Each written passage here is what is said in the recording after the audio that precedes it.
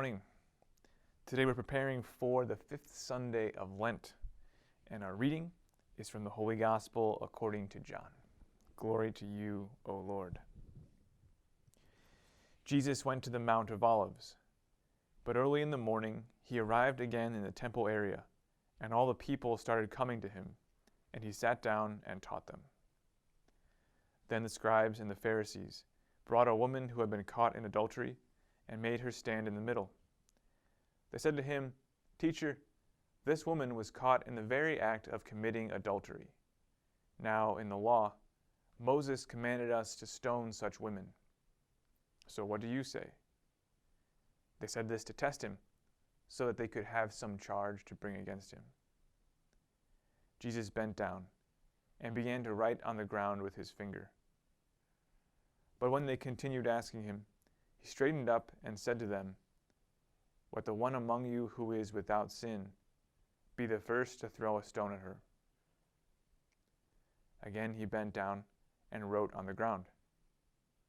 And in response, they went away one by one, beginning with the elders. Then Jesus straightened up and said to her, "Woman, where are they? Has no one condemned you?" She replied, "No one, sir." Then Jesus said, "Neither do I condemn you. Go, and from now on, do not sin anymore." The Gospel of the Lord. Praise to you, Lord Jesus Christ. So we have this example of this woman who is caught doing something shameful. So have you ever been caught doing something embarrassing? You're like, oh, everyone sees you. Yeah, all kinds of examples you could think of from your past. Like, oh yeah, everyone kind of looked around and laughed, right? But what does Jesus do? Jesus does not allow everyone to criticize her, to look at her, laugh, or anything like this. Jesus bends down and writes on the ground. He kind of lowers himself. You can pretend, imagine, Jesus lowering himself as this woman is standing there, surrounded by all these people. She's in the middle. Jesus lowers himself, writes on the ground. And he kind of calls out the sin of everyone else. Why? Because he looks at her not with judgment, not with condemnation, but with love. And what happens? All the people who were accusing this woman, making fun of her or whatever, they all kind of dissipate. Now I think that's an image for you and me of the sacrament of confession. That what happens when we walk into the doors of confession, there's a lot of sins that we carry, right? This woman, she had sinned. Okay, she committed adultery. There's a lot of sins that we carry. And those sins come with them accusations, right?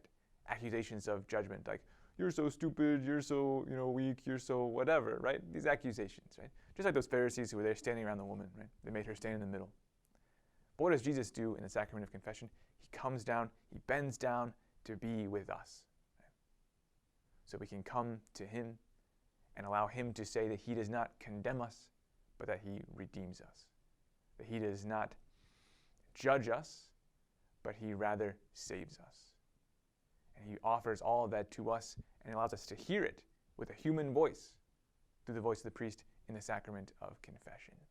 So this Lent, guys, all of us, as we recognize that we mess up in different ways, we have sinned, we think about the embarrassments of our own lives, stuff like this, right? We know that we can always come to Jesus and that he is someone who does not judge, who does not condemn, but that instead raises us up and sets us free from all the voices of accusation that sometimes circle around us. And that we can particularly find that in a very special way in the sacrament of confession. So go to confession this Lent before Easter so you can experience that healing, that freedom that Christ came to bring to all of us. So may God bless you.